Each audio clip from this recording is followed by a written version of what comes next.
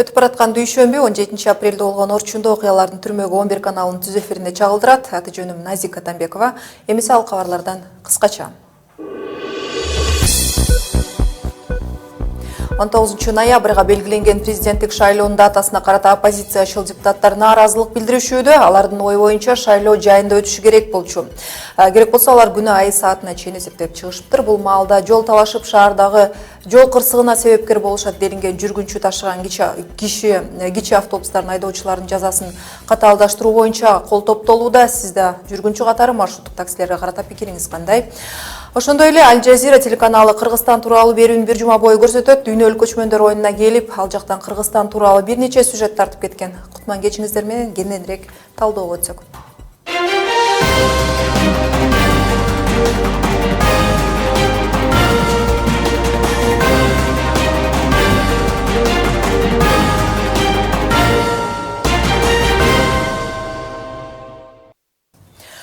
Эгер президенттик шайлоолор 19 ноябрда өтө турган болсо, анда конституциянын нормалары бузулат. Бул туурасында оппозициячыл көз караштагы саясатчылар маалымат жыйында билдиришти.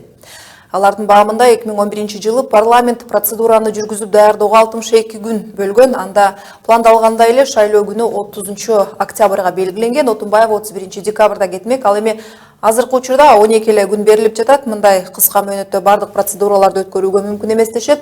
Ал эми депутат Алманбек Шыкмаматовдун оюнда президенттик шайлоо 19 ноябрда эмес 27 августта өтүүсү зарыл. Депутаттын эсеби боюнча Алмазбек Атамбаев 2011 жылдын 1 декабрында ант берген. Ошондуктан бул жылдын 2 декабрынын түнкү саат 12 чейин өзүнүн кызматынан кетиши керек. Ал эми шайлоо 19 ноябрда өтсө, Атамбаев мөөнөтүнөн көбүрөөк кызматында отуруп калган болуп калат.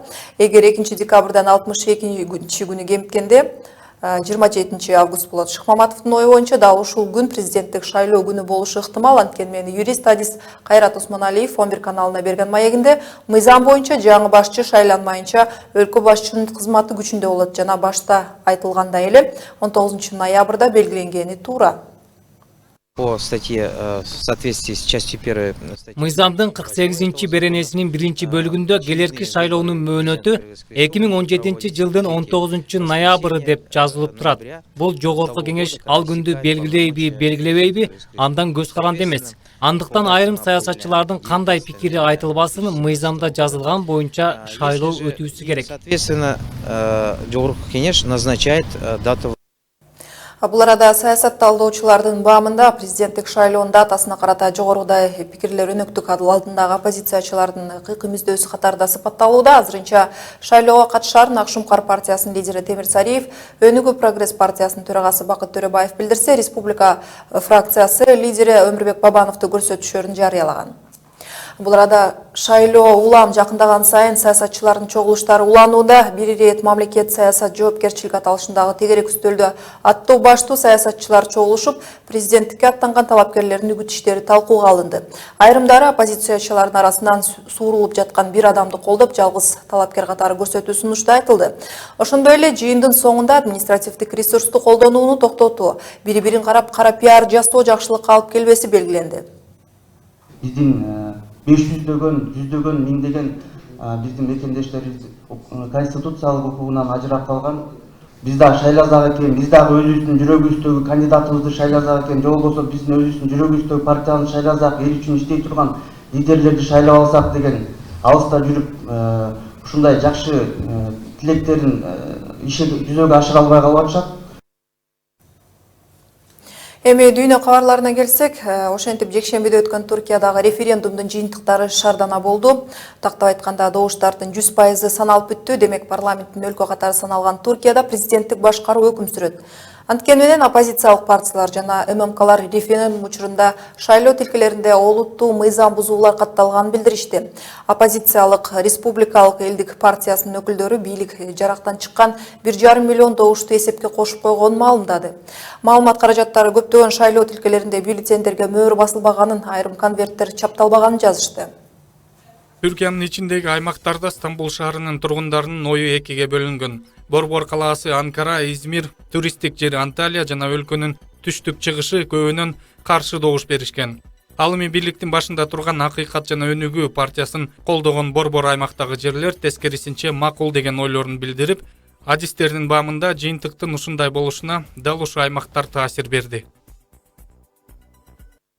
Ошентип жыйынтыгы менен президент Реджеп Тайып Эрдоган кеңири ыйгарым укуктарына ээ болот. Ал эми вице-премьерди Конституциялык соттун судьяларын, жогорку кеңештин соттордун мүчөлөрүн жана прокурорлорду өзү дайындайт. Ал эми премьер-министрлик кызмат жоюлат, парламентти таратуу жана өзгөчө кырдаал киргизүү укугуна ээ болот. Мындан тышкары Эрдоган бийликте 2029-жылга чейин калат. Шайлоо тууралуу Эрдоган курган брифинг жыйында буларды билдирди. Şimdi ben diyorum ki Бул Түркиянын тагдырындагы тарыхый чечим. Калк менен бирге бирден бир маанилүү реформаны жүзөгө ашырдык. Эми түрк эли шайлоо тыянактарын сыйдашы керек. diyorum. Түркиядагы жергиликтүү басылмалардын биринде иштеген журналист Ахмет Юрунгулунун айтымында өлкөнүн өзүндөгү оппозиция менен бийликтин ортосундагы шайлоодон кийин тиреш туурасында 11 каналына буларды билдирди.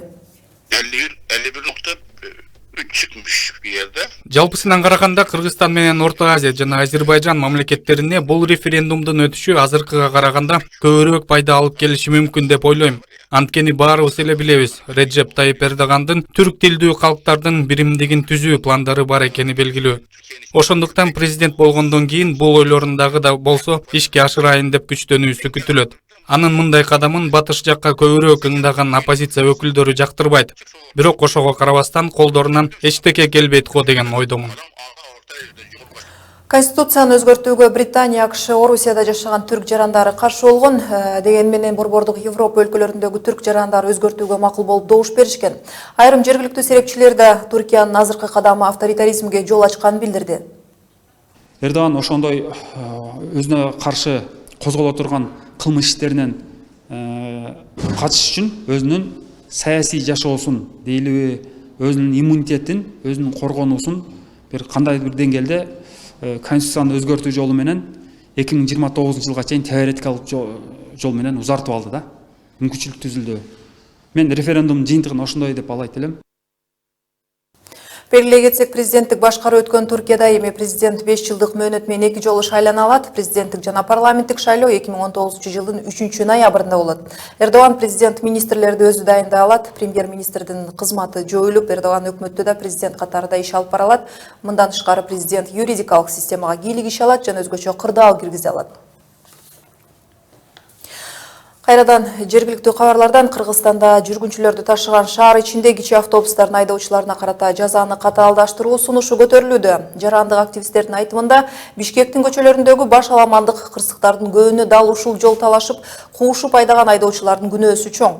Буга мисал катары кечинде калаанын чок ортосунда орун алган маршруттук таксинин кызыл чыракка карабай өтүп кетип, жеңил автоунааны кагылышып, 6 адамдын жаракат алганын айтышууда. Эске салсак, Борбор калаадагы Байтик Батыр менен Горький көчөлөрүнүн кесилишинде кырсыкка кабылган маршруттук таксинин айдоочусу алдын ала маалымат боюнча жол чырак кызыл болуп турганда өтүп кеткен. Бул тууралуу Бишкек шаардык ички иштер бөлүмүнүн кайгылуу милиция башкармалыгынан билдиришти. Эскерте кетсек, жекшемби күнү саат 18:00 чамасында аталган аймакта эл ташыган Mercedes-Benz Sprinter менен Toyota Camry үлгүсүндөгү унаа кагышып, капталына кулап маршруттук такси бир топко чейин сүрүлүп барган. Күбөлөрдүн айтымында маршрутканын ичинде 15 адам болгон. Бул жол кырсыгынан 7 адам жаракат алып, анын бири жаш бала болгон. 14 жаштагы өспүрүм шаардык балдар клиникалык ооруканасына жеткирилип, анын баш мээси чайкалганы аныкталган. 11 каналынын кабарчысы шаардыктардын кичи автобустар тууралуу мындай пикирлери менен бөлүштү. Өзүм маршрутка айдайм. Маршруткалар эмне баары катташып атат, жолду караш, жолдун түрү баары бузулган. Ошол башка эмне? Ата каттап эле атат маршруткалар. Стаждары жок. Обычно мурун Союздун убагында 5-6 жыл баягы стажы бар немелер гана отурушу автобустарга бар. Ата-аналарды окутчу. Анан бул жерде конкуренция болуп атпайбы булардыкы. Баягы элди көбүрөөк салыш үчүн деп неположный местолордон токтоп атышат, бирин-бирин обгон кылып атышат. Ошонун баарынын кесепетинен авариялар болуп атат. Ой, постоянно телефон менен бири-бирине сүйлөшөт, анан мындай кээ бир эмелер грубый, кээ бир эмечи, маршруткада айдагандарчы. Тимле кыйкырып өкүрүшүп, мындай как будто одолжение менен кылат да.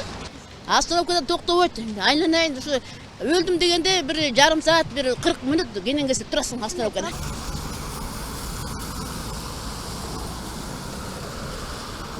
Нарушениялар көп болуп атат, эмнеке жанагы жолдун биринин артынан бир кетип атышпайбы жанагы. Остановкадан келип токтосо бир жакшы болмок да. Кошумчалай кетсек, Кыргызстанда жумасына 116 жол кырсыгы катталып, анын айынан 170 киши ар түрдүү жаракаттар алышкан. Жол кайгылуу кызматынын башкы башкармалыгынан билдиргендей, 102 кызматына бир жуманын ичинде 556 ашык чакыруу келип түшкөн. Бул багытта 48 кылмыш иши ачылып, 700 административдик протокол түзүлгөн. 300дөн ашык ар кандай транспорттук каражаттар айып жайына токтотулган. Ал эми коомдук коопсуздукту бузуу боюнча 11 миңден ашуун административдик иш ачылган.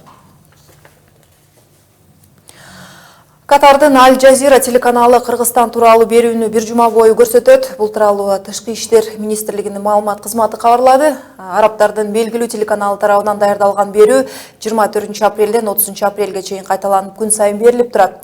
Кулукееванын айтымында, телеканалдын араб жана англис редакциясы 2016 жылдын күз айында дүйнөлүк көчмөндөр оюнуна келип, ал жактан Кыргызстан тууралуу бир нече сюжет тартып кеткен. Аль Жазира штаб-квартирасы Дохада жайгашкан эл аралык телекомпания.